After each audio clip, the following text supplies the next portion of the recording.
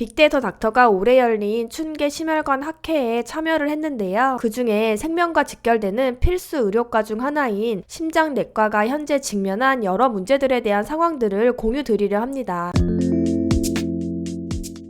심장내과 전문의 세부 전공 중 막힌 심장 혈관을 뚫어주는 시술인 관상동맥 중재술을 전문 분야로 하는 심혈관 중재 시술 의사 현황에 대한 내용인데요. 국내 심혈관 중재학회 정회원을 대상으로 한 2021년 전국 응급 대기를 하고 있는 의사들의 현황 조사 자료를 보시면 응급으로 관상동맥 중재술을 하는 병원의 50% 이상이 서울, 경기, 인천 등 수도권에 집중적으로 쏠려 있는 것으로 나와 있어요. 다음은 야간에 응급으로 시술이 가능한 심장내과 전문의들의 근무 환경에 대한 내용인데요. 국내 의료기관당 응급시술이 가능한 심장내과 의사 수는 평균적으로 대부분 2명에서 4명이며 한 달 동안 평균 응급시술 대기 일수는 약 7일에서 15일 정도이고 응급시술을 위한 근무 형태는 92%가 집에서 응급대기를 하고 있는 것으로 나왔어요. 충격적인 것은 사람의 생명을 살리는 일에 대한 응급대기 수당의 대부분은 무보수이며 응급시술을 한 경우 교통비 가량이 지급되고 있는 상황입니다. 그중 21%는 호출에 대한 온콜 수당이 전혀 없는 것으로 나왔죠. 무엇보다 이 응급대기의 어려운 점 중에 하나가 바로 새벽에 응급 시술을 하고 와서도 다음날 쉴 수 있는 게 아니라 정상 근무를 해야 한다는 점이에요. 심장내과 의사 수가 부족하니까요. 이 문제를 제도적으로 개선하기 위해서는 기본적으로 행정적, 법적 제도뿐 아니라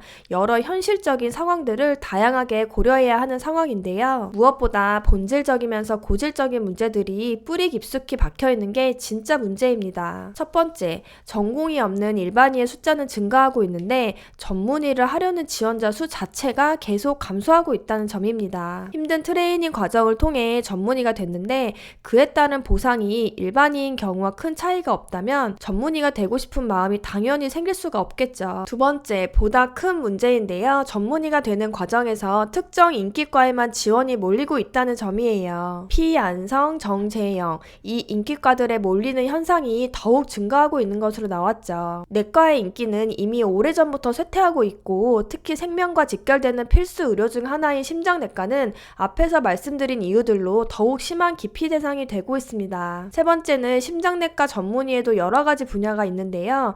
그 중에서 관상동맥 중재술을 하는 분야는 유일하게 응급시술을 하는 분야인데 안타깝게도 시술을 하지 않는 나머지 심장내과 분야를 더 선호하는 경향이 심화되고 있는 상황이죠. 실제로 서울 S병원에서 응급시술을 하는 순환기내과 교수가 5분이 계신데 그 중에 2분이 60대 이상이시고 너무 고령이시라 응급시술팀에서 제외되었으며 나머지 3분마저도 50대 후반 연령대라고 하시네요. 이렇게 생명과 직결되는 필수 의료과 중에 하나인 심장내과가 처한 여러 가지 문제들을 개선하기 위해서는 어떻게 해야 될까요? 결국 의사라는 분야를 떠나서 자본주의 시장 구조에서 인기 있는 직업이 되게 하려면 보상에 대한 방안도 중요할 수밖에 없는 것 같습니다. 그러나 사실 우리나라의 건강보험 제도화에 이루어지고 있는 의료 시스템상 보상에 대한 문제가 쉽게 해결되기는 어려운 구조입니다. 그러기 위해선 건강보험 제도가 대폭 수정이 돼서 국민들의 건강보험료가 크게 올라가거나 미국처럼 건강보험 제도 자체가 없어져야 하기 때문이죠. 그런데 이 방안은 현실과 맞지 않는 방향일 뿐만 아니라 당연히 일어나기 어려운 일입니다. 앞으로 의료계와 정부, 관련 모든 부처에서 얼마나 적극적으로 이 문제를 개선해 나가려는지를 우리 모두가 다 같이 더 관심을 갖고 지켜봐야겠습니다.